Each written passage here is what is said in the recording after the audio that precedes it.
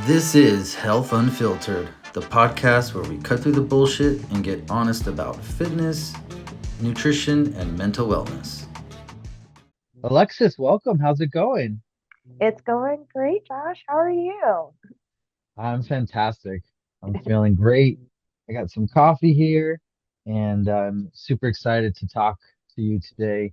In this episode, we'll be discussing adverse food reactions, including food allergies and intolerances, and exploring ways to manage them.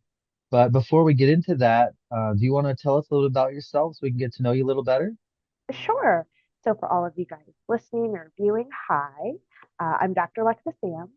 I'm a functional physical therapist. So, I'm a physical therapist by license, but my specialty is in functional medicine. And beyond that, I've been recently very passionate, kind of since the pandemic, um, about overcoming chronic symptoms, chronic illnesses. And that has led me to be able to connect with and talk more with the food allergy and intolerance community because I've been working with lots of different clients with different types of things that they like to help me manage. Like I just mentioned, like chronic pain, swelling, other types of illnesses. And in the last few years, what I found is basically that the same treatment framework clients were coming in saying to me that it also helped to start resolving and reducing their food reactions, which I thought was great. I didn't think too much of it in the beginning, but as more and more people started noticing, I started noticing. And so, fast forward to today, now I specifically help active health conscious women to be able to like reclaim their lives with that are being held back essentially by food allergies or intolerances. So, helping them be better moms, uh, better in their workplace, better just women overall, so that they can just live better lives. So that's me in a nutshell. Awesome. Very cool. So you mentioned functional medicine. Can you tell us a little bit more about that? Sure. So, functional medicine kind of came to me as my specialty as a transition out of just the more traditional, like outpatient orthopedic physical therapy type. You Hmm. go to the clinic, you warm up on the bike, and things like that.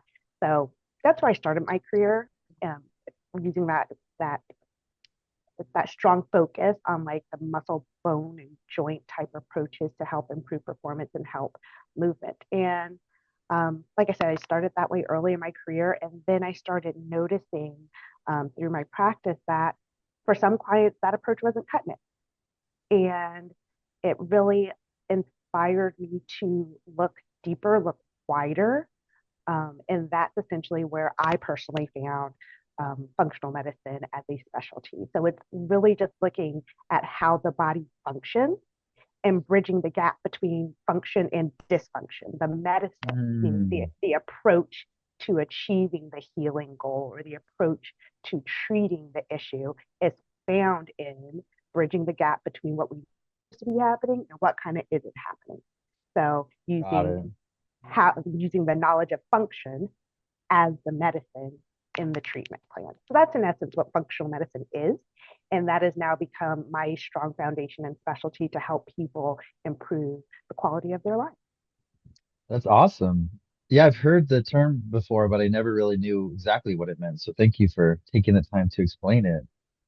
Oh, And yeah, it's so crazy. The adverse food reactions that are so common these days, they weren't so common in the past. And it seems like only in the past, maybe a few decades, that people are, way more people are allergic to like, nuts and milk and all kinds of stuff. And it's just so strange to me, what could be causing this.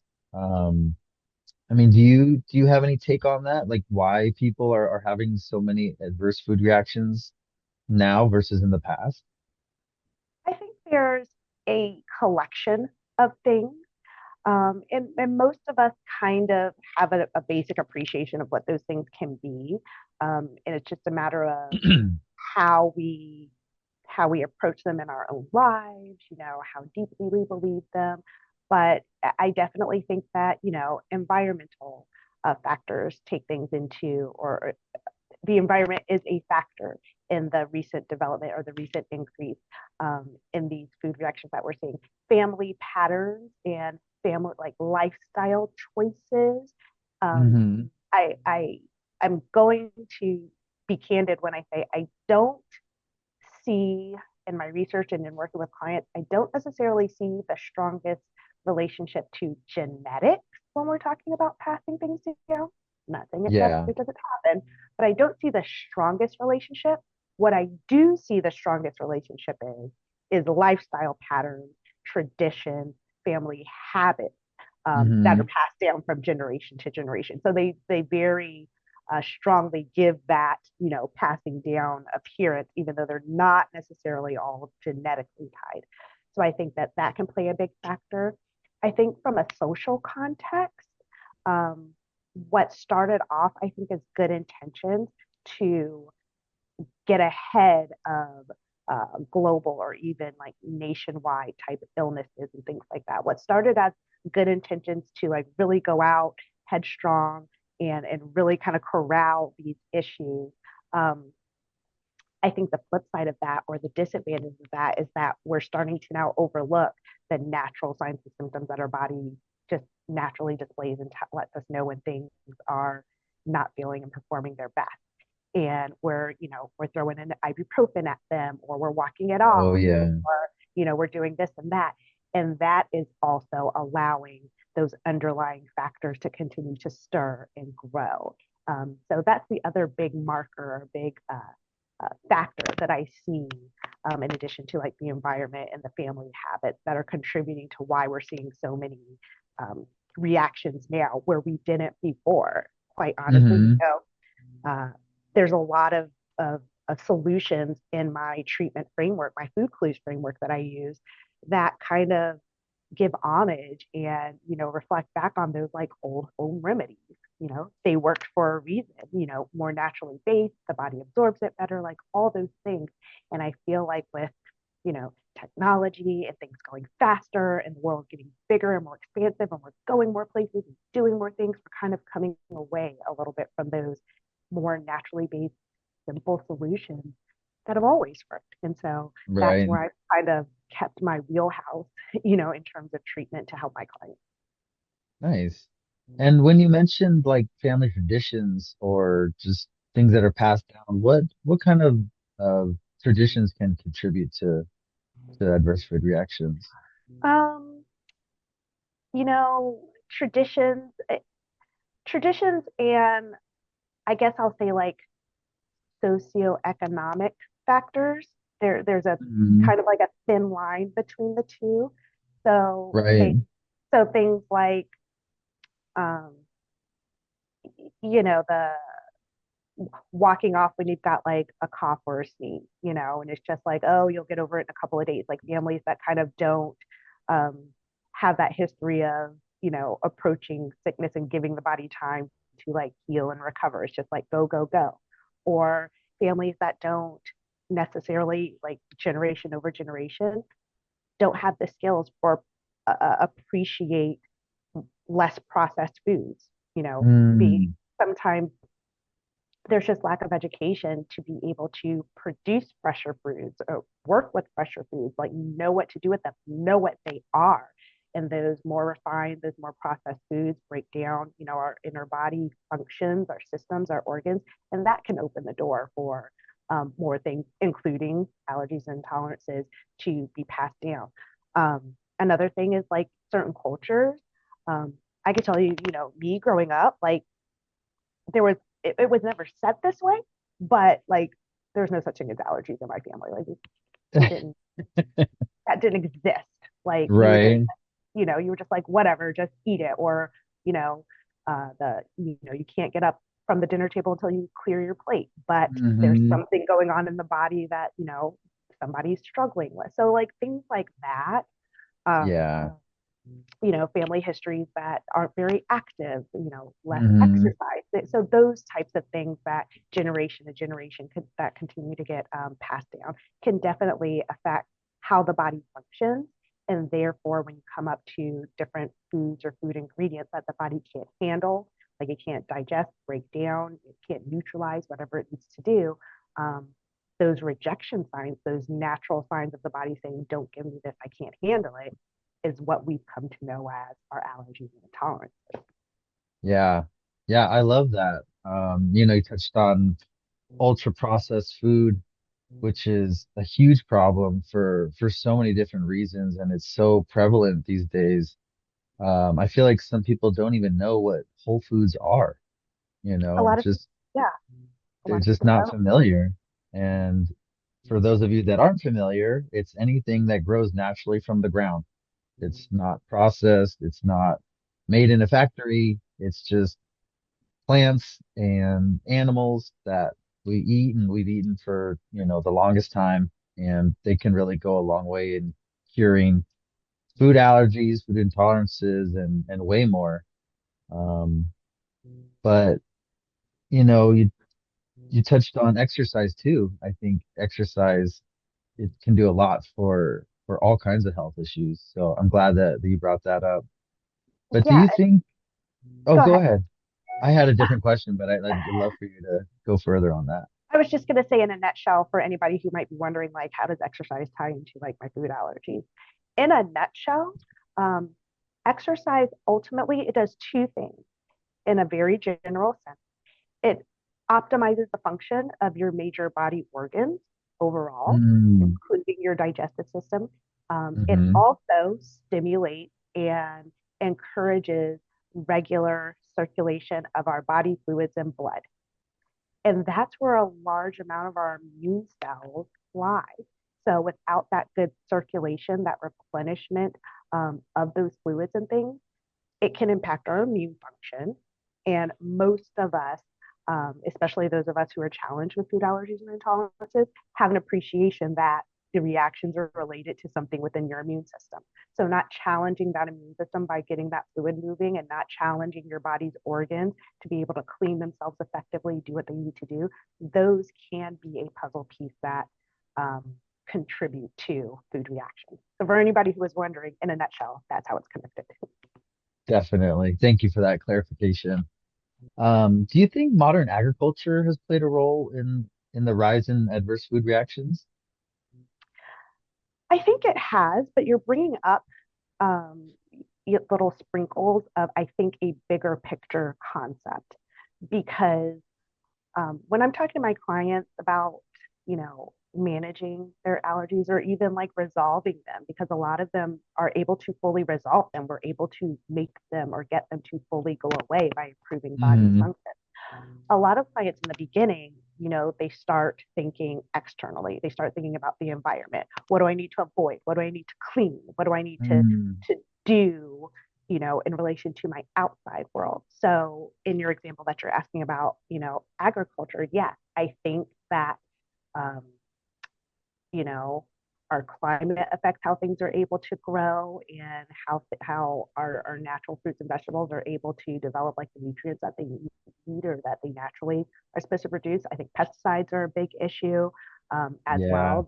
They impact how our body handles those foods, even though they're coming out of the ground. However, even though they're factors, I definitely encourage my clients and I encourage people to not take their perspective too far away from what they can control. And the biggest hmm thing that they can control is how their body handles those things being introduced to them on the inside. Unless, you know, God bless you if this is your choice, but like most of us don't live in a bubble. Most of us don't live in a completely sterile environment. And to a large hmm amount of, majority of us, it's kind of like an impractical way to live. So when I'm having this conversation with clients and stuff, I kind of, it's a very gentle conversation, but I'm kind of like, don't drive yourself too crazy trying to figure out what to cut out, what to avoid, where to go, where not to go, what to eat, what not to eat, like all of those things. Really focus on healing your body from the inside out because one day you'll probably come into contact with something. And the right. biggest way to set yourself up for success is to have the best immune response, the best organ function, the best fluid flow that you can possibly have to be able to combat that. And that is something that you do have a lot more control over versus all of the environment. So I know that was kind of like a roundabout way of answering your question, No, that but was a great answer. I hope that made sense. It does. It totally makes sense. I mean, I really love that. Um, because it's true what you're saying about, healing your body and making yourself strong so you can be resilient to stand up to outside factors. Because you're right, we don't live in a bubble. We live in this world with all these things, these external influences on us. And if we can get our body and mind strong, then we can be able to overcome, anything that comes our way. So Mhm. that's very cool. Do you have any personal experience with adverse food reactions yourself? That's a really good question. So, what's funny is I didn't think I did until I started working in this area.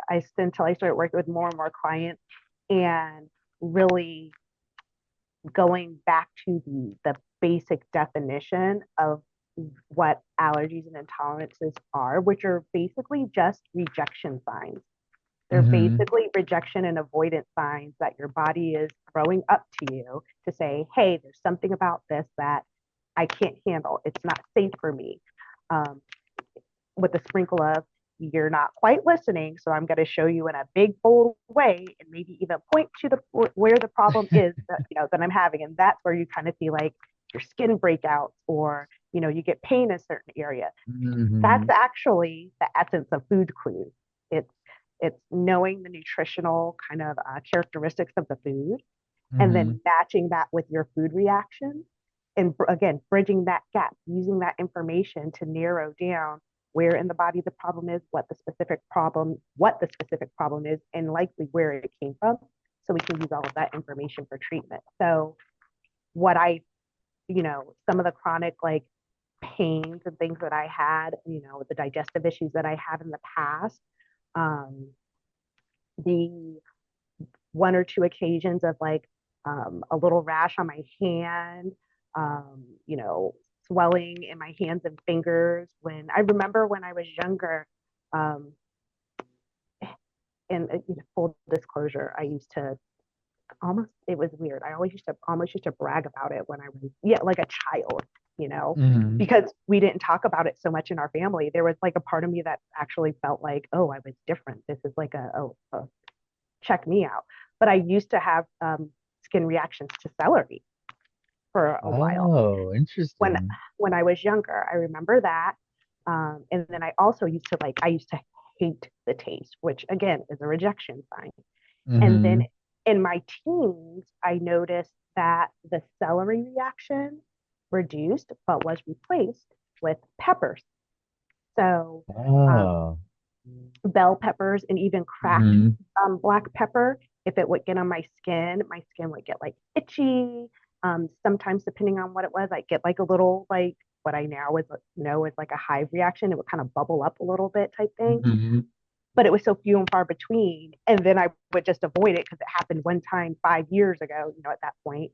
Um, yeah, I didn't really catch on to it until almost like in the last like couple of years. I actually posted Hmm. about it on Facebook. There was uh, one day I posted, I said, guess who actually figured out that they have a pepper allergy or they had a pepper allergy in the past, because now I handle them just fine.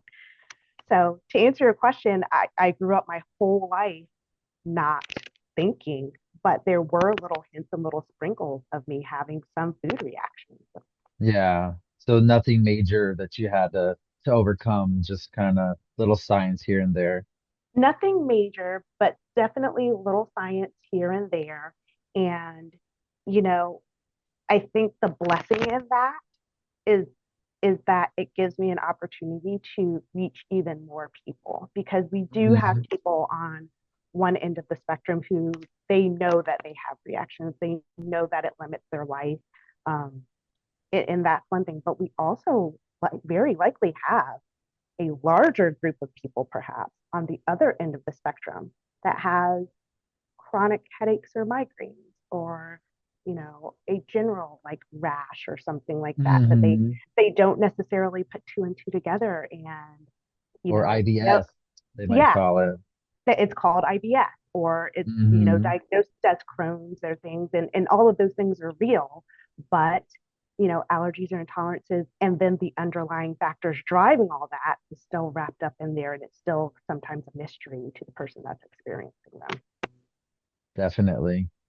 Yeah, I mean, IBS is a tricky one. I wrote a book on IBS, um, and it's really just a syndrome. It's just a collection of symptoms, and it's like everyone has so many different symptoms, and it's really, for the most part, just a result of your diet and what you're eating and your overall health. And it's really interesting how a lot of these different common diseases really all come down to just overall like holistic health. Yes, so coming down to is a very frequent term that I use with my clients. I Hmm. talk about and I honor that we all have different entry points. We all have different gateways, and those are our combination of symptoms, when they started, where they started, how severe they are, if they're growing, like all of those things, they start at like the top of the funnel, or the top of the issue. And what I find when I work with more and more people is that those differences, like you said, they narrow down, they funnel down to just a few common underlying drivers that have been overlooked, um, not completely discovered, and therefore not completely addressed. And Hmm.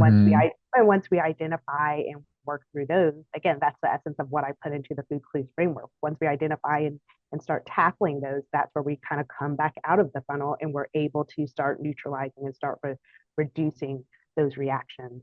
Um, at the end of it all, that helps people, live their better lives and achieve the things that they're trying to achieve that they aren't able to, um, because of those same reactions and because of those symptoms. So I love the fact that you said that. Like there definitely is that funneling down effect to just a few, um, different underlying drivers.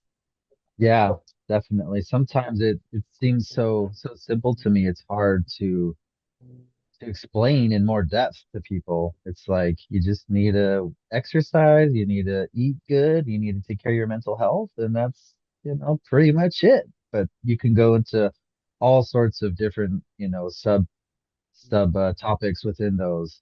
Mm-hmm. Um, but I wanted to go back. You mentioned, noticing those skin reactions with the celery and the pepper. It reminded me of like foraging, like wild foraging for food. Have you ever done that? I haven't, you know, I've like I love being outdoors. I haven't like formally, officially like been on a foraging experience, but I know throughout my Hmm. life, like I low key was like that. I've now come to understand that that's what I was doing, like in my teenage years. Um, I'm originally from Virginia, and we lived kind Uh-huh. of like in a rural area. So Yeah. we had our backyard, but then behind our backyard, it was just acres and acres of forest, and then Nice. acres and acres of field. So yeah, like looking at all the different foliage, the berries, and I would come home with handfuls of things. So yeah, like I definitely have a foraging bug, and Hmm. I strongly desire to, now that I'm in that actual practice, to be actually able to go on like a formal experience. Right. Yeah, I haven't done like too much wild foraging, but I have heard, if you're in like a survival situation and you find a berry or something you come across and you're not sure if it's edible or not, there's different steps that you can do to try to see if it's edible. And I think the first one is like rubbing a little bit on your skin and waiting to see if you get a reaction. And Mm-hmm. so what reminded me of your story with the celery. So it's pretty interesting. I wonder if that's something people can do um to kind of figure out if they're allergic or have a bad reaction with food before they actually eat it. I think I think it could technically be.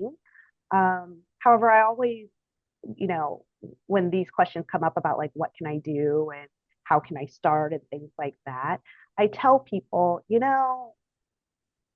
when you like get in the car and like start driving down the street and it makes a funny noise, like Hmm. there's very few of us that like pull over and like pop the hood and just go to town and like we know exactly what to do and we just start pulling cords and just no. Like, Yeah, let's be it's honest, not happening. the first thing that we do is pray and make sure we get to where we're going. That's the first thing we Please. do. And then we pray and we pray and see if we can get home. And then we pray and see if it can like last another month. We do all that. Or just hope Um, it goes away altogether. or hope it goes away. We act like we're deaf and be like, I don't hear it anymore. But eventually, Hmm. what we end up doing is taking the car to the mechanic because the mechanic is the car expert and they can Yeah. very quickly diagnose, let you know what the problem is, tell you how much it's going to cost, and then you get to choose whether you want that mechanic to repair. And your body is really Hmm. no different, you know, where you're in the car and you're hearing a rattle or your check engine light comes on. That's the same thing as a headache that won't go away and it comes every couple of weeks, or the skin Yeah. reactions, or the belly aches when I eat something. Like all of those Hmm. are signs. And while totally appreciate, um, I acknowledge, and I encourage people to start noticing and start looking more deeply into what those symptoms can mean. At the same time, I don't necessarily expect them to have all the answers, know all the solutions, and exactly what to do about it. And that's Yeah. where I kind of help people to meet them where they are, to be their like health guide, to be able Hmm. to, same thing with the mechanic, quickly be able to tell you what your symptoms mean, where the problem is, quickly be able to offer you a treatment solution, and then be there with you to guide you through it. So, for anybody out there who's listening, yes, there is definitely a place for um, empowerment and knowledge and awareness. I'm very big on making sure that clients are aware of symptoms, but also being able to use your guides and your resources effectively is just as equally as important, because we don't want too much of, you know, the check engine comes on. We don't want you pouring engine oil into the radiator. Right. So same thing for your body. You don't necessarily want to run too much into applying um, the wrong solution at the wrong time to the wrong area, which I will say is Hmm. one of the biggest things that my clients have in their history. When we talk about the actual program and the treatment plan that I propose, when I actually show them like the list of the solutions, I often get, I've tried that, I've seen that, I've done that. And what we Hmm. end up circling back to saying is that it may have not been in either the right order, or your body may have not been prepared um, sufficiently to handle it in the first place. And that's why it backfired at that time. So, yeah, to Right. answer your question, awareness, definitely. I think we need to cultivate more of a community, or a sense of awareness and acknowledgement of our symptoms, but also Hmm. knowing that you're not alone and that it is okay. And I think it's needed, just like a mechanic is needed, a holistic health provider is needed to help with that healing process and get you to your finish line and get you through the transformation that you're looking for. Yeah. Yeah, definitely. If you're struggling and you can't figure it out, I mean, definitely people need someone to help guide them.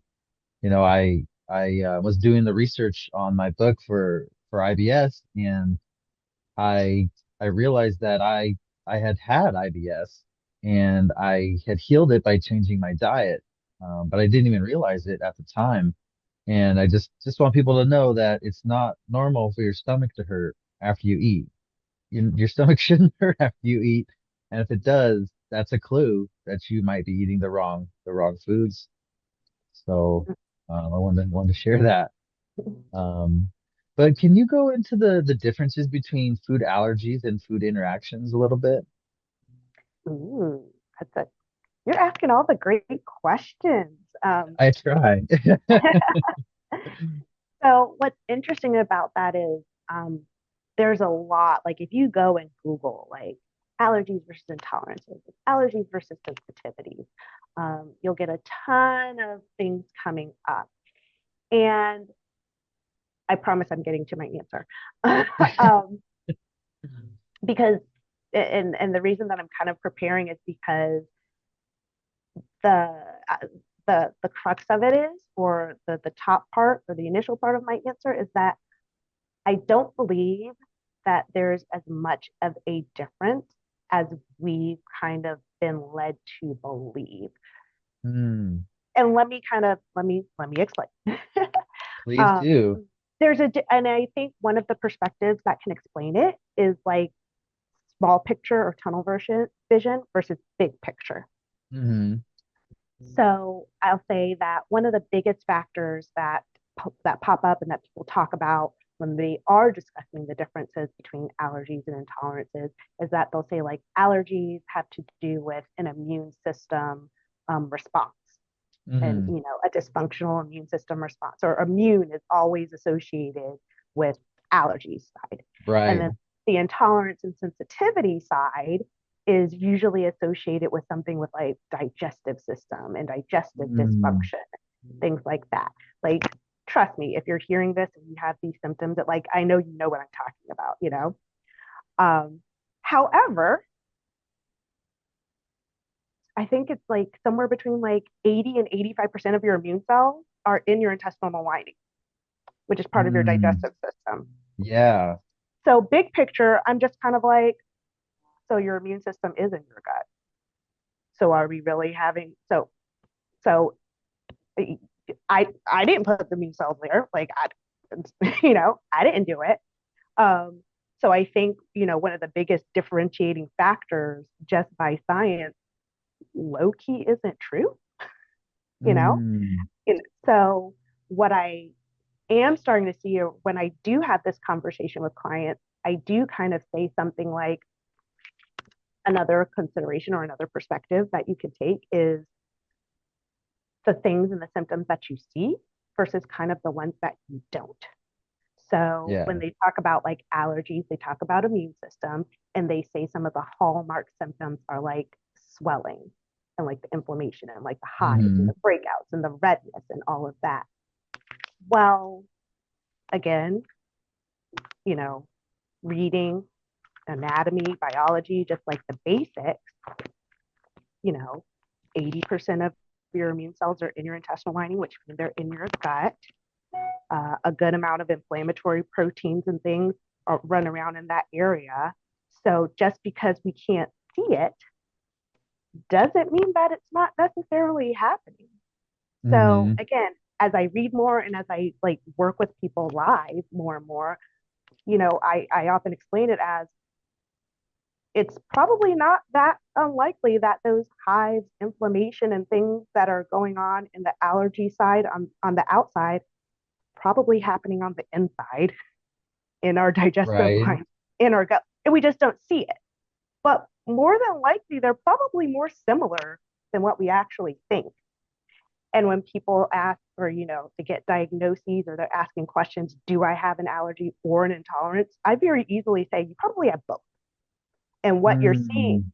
and what you're seeing is more a reflection of, and remember what we said narrows down to what Right. aller what those differences and diagnoses between allergies and intolerances and sensitivities boil down to are severity and location of the Hmm. underlying issues that are driving all of them.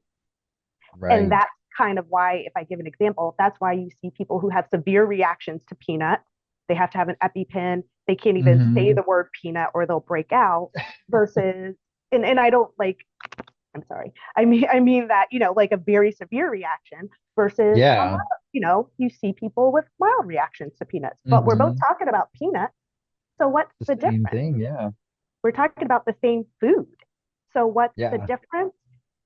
What I'm finding is that it's the severity, the longevity, the characteristics of the underlying issue that's driving them. So whether it's a Mm. toxin, whether it's an old infection, my person that's having the mild response usually has a mild underlying issue, a mild infection. It's still there, but Yeah. it's at a lower state versus my highly reactive person. They've got maybe multiple infections. They've had this infection pass, transferred through amniotic fluid at birth. So they've been dealing with it their whole life. It's grown. It's infecting more organs. It's affecting more symptoms. So your body is crying out louder. It's rejecting Hmm. more aggressively to let you know that the problem is bigger.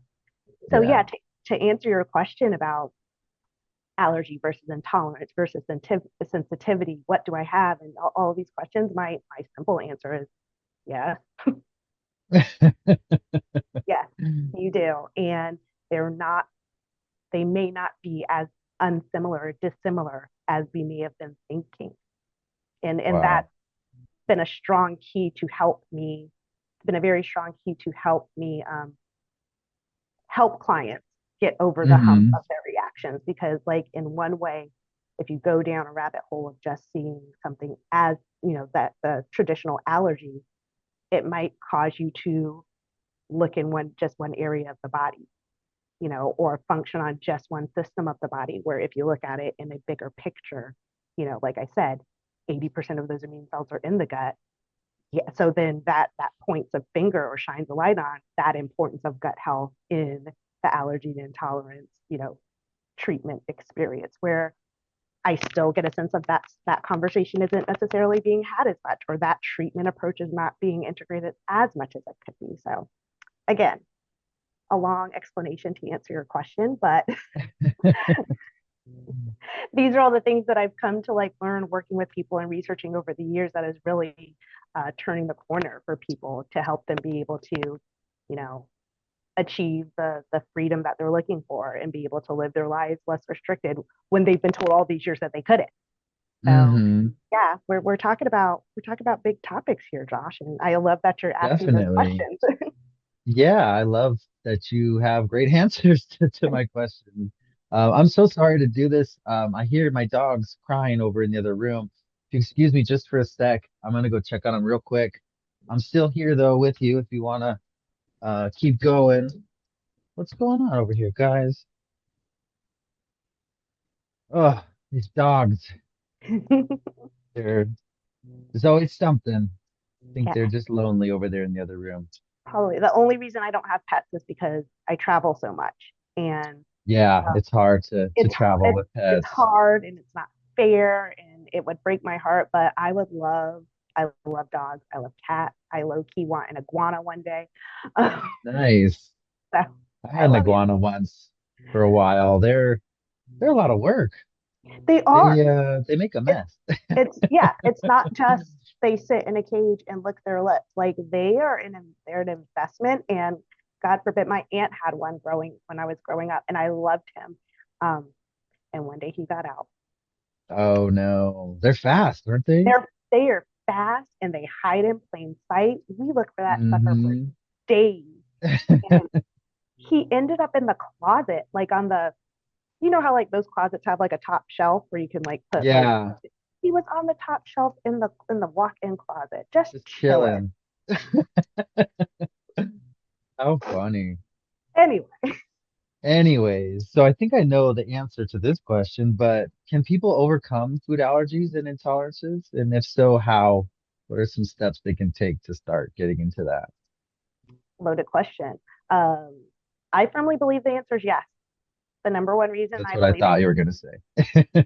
the number one reason I believe it is because I've seen it. Like Hmm. my clients have come out on the other end being able to eat and tolerate the foods that they were told that they were allergic to. Yeah. A caveat is that that is by choice. So I always make sure that people know, like, when, you know, when I work with somebody, it's what they want and their goal. So Hmm. I'm not here to make you eat anything, but I am here to help you improve your body, you know, body's performance, so that if you happen to come in contact with it, or if you want to, you know, be able to eat it, you'll if if any of you have followed any of my work or heard me, you know, on my social media, you've probably heard or seen a picture of my client Rhonda, who loves melons, but she was allergic to them. Like Oh no. her lips would swell, her hands would become painful. But she talked about how much her daughter loved cantaloupe, but she just Hmm.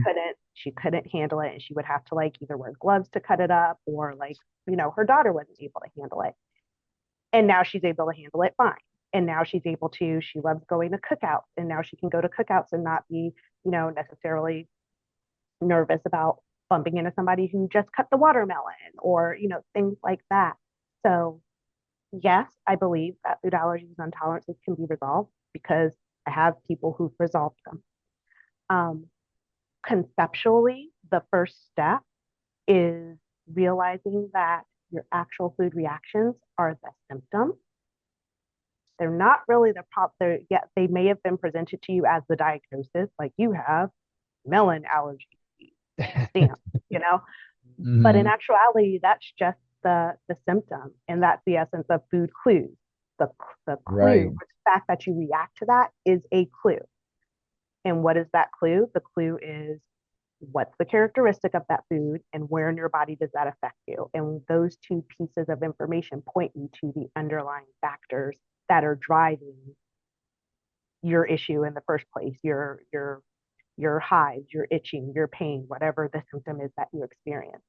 So along with that first step is realizing that your food reactions are a symptom, Hmm. realizing that there's an underlying driver that isn't being addressed in some way, shape, or form that your body needs support for. The reason that we know that it's not being addressed because you still have symptoms. And then starting that journey to put those puzzle pieces together in terms of identifying all those underlying drivers, and then guiding your body through resolving them so that you can come out on the other end with reduced symptoms. So a lot of that first step is just the awareness of, in that kind of like mindset shift to into what we believed allergies and intolerance, or what we perceived them to be or been told that they were, like non-curable or non-help, there's nothing anybody can do to Hmm. help. And shifting that mindset into there are solutions, there are possibilities, there are ways. It's just by looking deeper. Yeah, definitely. And I don't know if it's patient, okay to talk about, but would you be able to share with us how Rhonda specifically was able to get over her melon allergy or Sure. So for anybody who has any concerns about like patient privacy or something, Rhonda is and I are very close. She has given permission for me to talk about her story. She doesn't talk about it okay, all the time great. because I love Yeah, I her. definitely didn't so, want to violate any patient so all of that confidentiality. aside, oh no, she's wonderful, and she's like, tell everybody. She's like the least modest person. It's hilarious. Um, Awesome. all that said, um, so and it'll also kind of point into like the essence of like the food clues process. So Hmm. the melon allergy, the the uh, the cantaloupe and watermelon specifically for her. Hmm. So when I looked up the nutritional profile or the allergen profile of cantaloupe and melon, it pointed me to a specific protein that is usually the characteristic, the nutritional issue that the body's reacting to when somebody commonly has melon allergy. It's related to a specific protein. I believe the protein is profiling.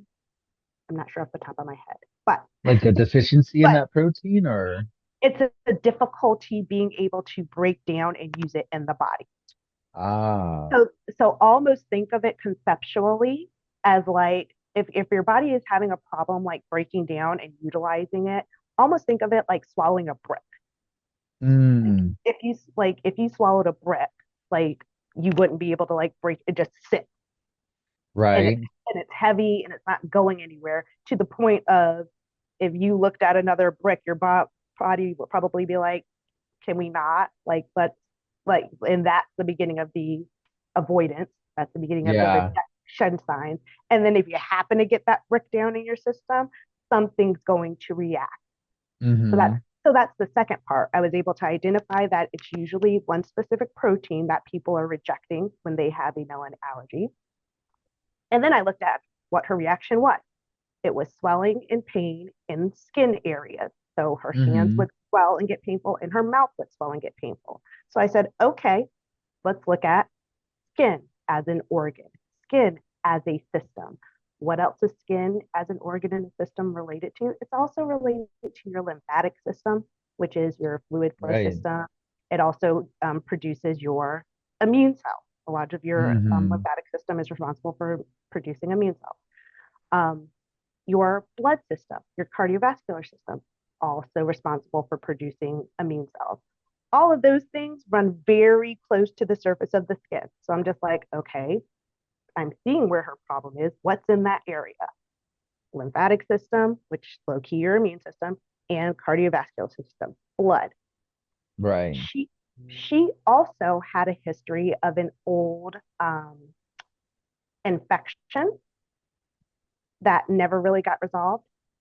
And she spent over 20 something years working kind of like in an industrial type of she was doing administrative work in like an industrial type of for an industrial type of company. So she was around a lot of metal.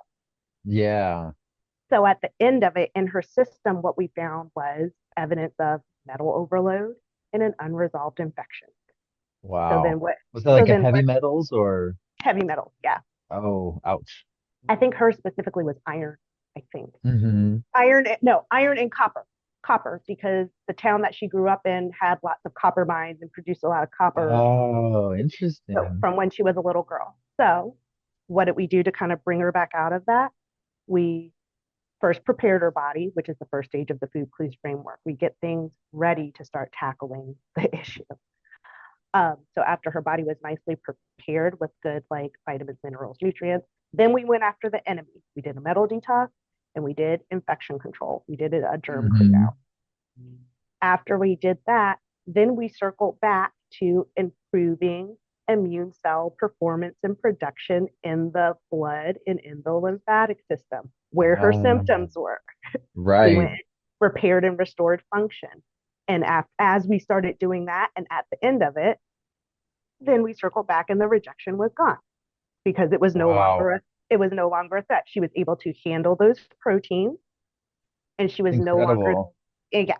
So conceptually, like you just heard me kind of talk through it, it really isn't that hard. Now there are nuances, and that's why you work with the body mechanic. Remember we talked about the car and the mechanic thing. That that is I'm there to catch the nuances, to help people navigate through the little speed bumps and the hiccups that they have along the way. But conceptually, that's the essence of the food clues framework. I look at the Hmm. food, I look at the food and what is it about that food that most people react to? I look at your reactions, where they are, how severe they are, and I put those two together and ask you some poignant questions and it helps me narrow down what's driving that whole thing. And then we get ready, set, go. So the get ready, get set is the preparation. We go after it, we tackle those underlying factors, and then we heal and restore normal function after that, as best normal function as we possibly can. And then that's where things turn around for people. I love that. That's really incredible. How do you do the metal toxicity flush that you mentioned? Is there a specific protocol that you use for that? There is a specific protocol that I use, and that's based on my years of research and trial and error and working with clients and keeping my eye on scientific research as some of the best, like more herbal based supplements, vitamins, minerals that the body absorbs and uses effectively and efficiently to kind of like capture, gobble up those metals and those toxins and then get it out of the body efficiently. So I'm always constantly like reading, researching, making sure that the solutions that I use and the combination of those solutions and the timing of when I introduce those solutions are Hmm. as best as possible to set up, my clients for the success that they're looking for. So that's Yeah. I always keep that open for improvement. And believe me, over the years, there's definitely been a lot of improvement. How I started working with clients specifically for food allergies and intolerances, even like 5 years ago, is a lot different and a lot better today. Hmm. And that allows people to get actually the number one thing is that it allows people to get better faster.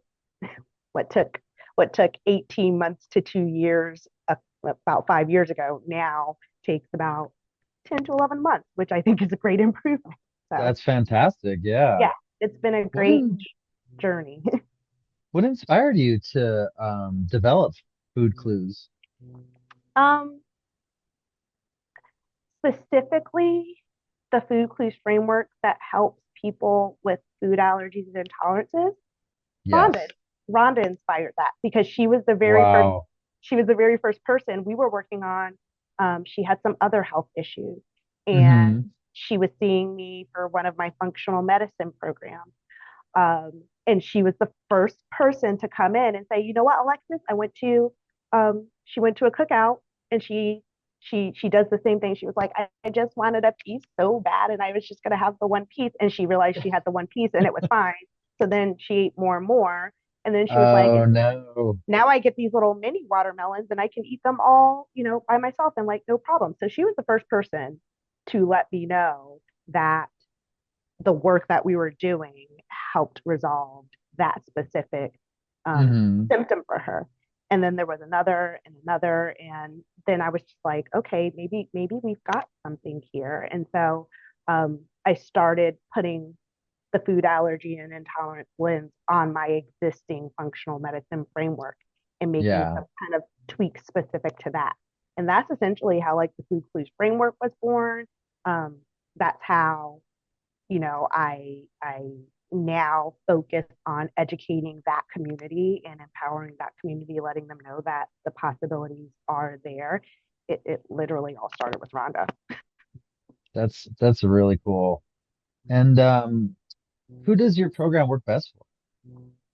My program works best for people who are health conscious, who are like go-getters. They are ready to take more control back for their health and Hmm. commit to a program that is going to address the underlying factors and clean that up, um, as the means to the final end of resolving um, their food reaction. So kind of the other side of the coin, this this my program is not for somebody who thinks that this is just another cleanse and they're going to do it for like 30 days and then they'll be fine. This is not the program. Yeah. You know, this is not for someone who doesn't believe ultimately that food allergies and intolerances can be conquered. Like I said, because I've Hmm. got clients that it's happened to, so I know that it can. This is definitely for somebody who is looking for natural approaches to helping them conquer. They believe that their reactions that they can be conquered. They just don't know how. They're willing to invest the time to be able to let their bodies heal so that Hmm. they can achieve that transformation that they're looking for. So that's who my program's Yeah. for. That's very cool. Yeah, I think anything that's holistic and, going for long-term solutions has to be like lifestyle oriented. And you have to take a slow approach. You can't expect results overnight. You definitely have to put in some work, but sounds like, people have found success. So do you work primarily with women or do you work with men as well? I do primarily work with women, um, and that's a you know it's a that's a sneaky question because you know I have a heart to help anybody. So Right. if you're a man and you're listening, don't not call me or reach out because she only works with women. I will say that um, it's usually women who seek me out. I think Hmm. there's still kind of like that social context that women are a little bit more of like the go-getters, and want to like take control of their health a little bit better, in certain respects. So I will say the majority of my clients are women, and Yeah. when we when I meet with my clients, because my whole program is virtual. So when they go through the DIY portion, and then every couple of weeks we meet virtually as a group to discuss any symptoms, to ask any questions. You know, um, Women love the fact that it's a community of women. So, Right. and I will say that um, again, this is a little bit of a social stigma, and I wish it wasn't like that, but um, men are and what they're encouraged, the messaging to men is still sometimes, just suck it up, make it happen, blah, blah, Mm, blah. And unfortunately, yeah, it's true. yeah. And even though I have three men that I'm working with right now, actually, but women, it's kind of the same thing, but there's just a slightly different story. And Yeah. I think that honestly, and some people might hate me for saying this, and I'm not sorry, Western medicine sometimes doesn't appreciate the unique needs of women with Hmm. in terms of like their healing journey and what their bodies need. So Right. that is that has become something that I'm also very passionate about, even as a woman. Um, so I don't want to say that I only work with women, but I only work Okay, great. So what are some practical steps men and women can take to start identifying their own food clues? the number one most practical step that you can take to start identifying your food clues is to go to myfoodclues.com/quiz because Hmm. I've created a very easy, just takes a couple of minutes to click on the foods that you react to in the different groups, and it will pop out your likely most dominant food clue for free, absolutely free, and give you a little bit of information of what that food clue means. And that can be a very strong first step um, on your food clue journey, on your food freedom journey. Usually, two things happen when people take that quiz. One, it pops out a response that nobody's talked to them about at all, Mm, yeah. and or it also that within that same response, they know that that response is not a surprise to them. It's Right. just it's just either they've brought it up and it's kind of been blown off, or it's never been brought up by the person that they're working with for their allergy care. It's being brought up by another practitioner, and nobody's connecting the two. So that is the number one result. The impression that most people take when they get the quiz or when they take the quiz and get their result. It's usually hinting at something that they know they've got going on, but they didn't realize that it was driving their allergies. Nobody's really putting the two and two together. And so that ends up being their starting point. So yeah, again, myfoodclues.com/quiz. That's the easiest first step. I try to make it as easy as I possibly can for you guys. And then you'll That's get awesome. an invitation for more to learn more information, to reach out and schedule an assessment with me if you'd like to. You can go from there. Very cool. Yeah, that's a great resource to make available for people. So thank you for putting that out there. Thank you again for bringing me on and letting me talk to your listeners. But yeah, that quiz is a lot of work. Not gonna lie, but Yeah.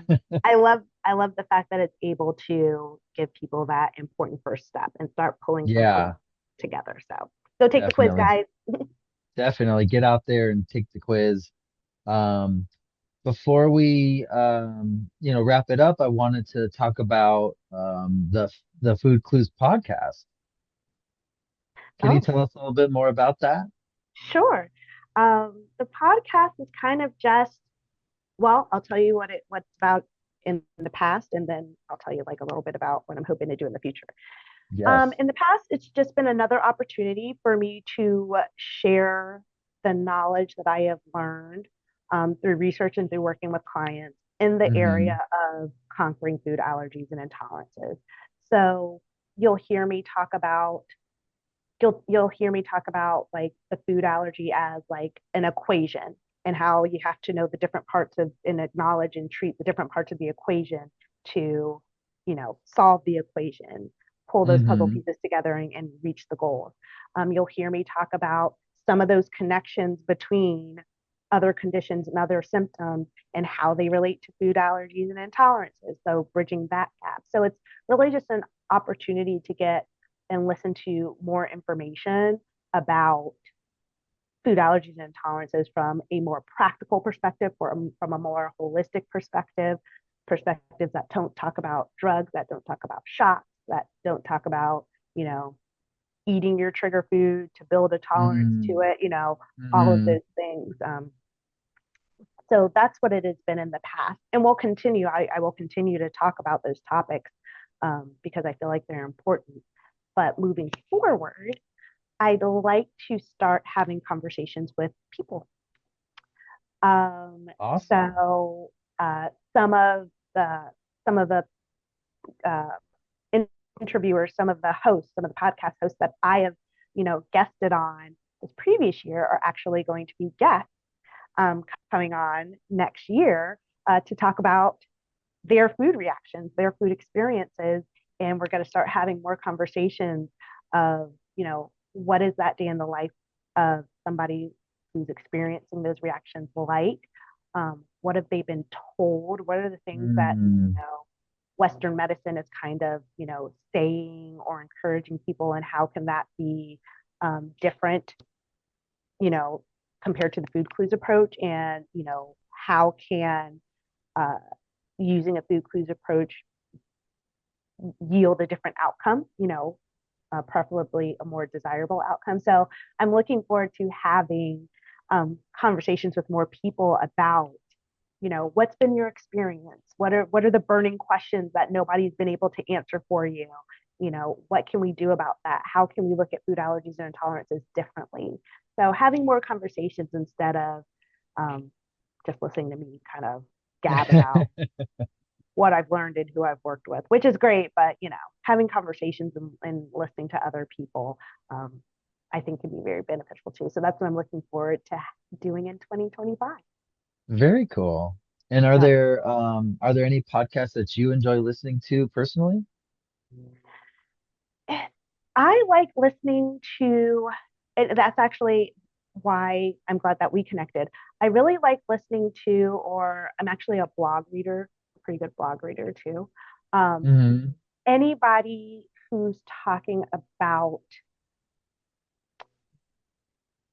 the word disrupting keeps coming into my mind, even though that sounds so negative sometimes, but disrupting the conversation of, you know, medications are the only approach to Mm, managing food allergy or intolerances, or you just have to avoid your trigger food. And not just about food allergy stuff, but any type of like health concern, health symptom, yeah. chronic symptoms. I love listening to podcasts where people are talking about how that status quo of you're just stuck with it, there's nothing you can do, is not entirely true. So those are Yeah. the pods that I gravitate towards. Nice. Any specific ones or just kind of in general?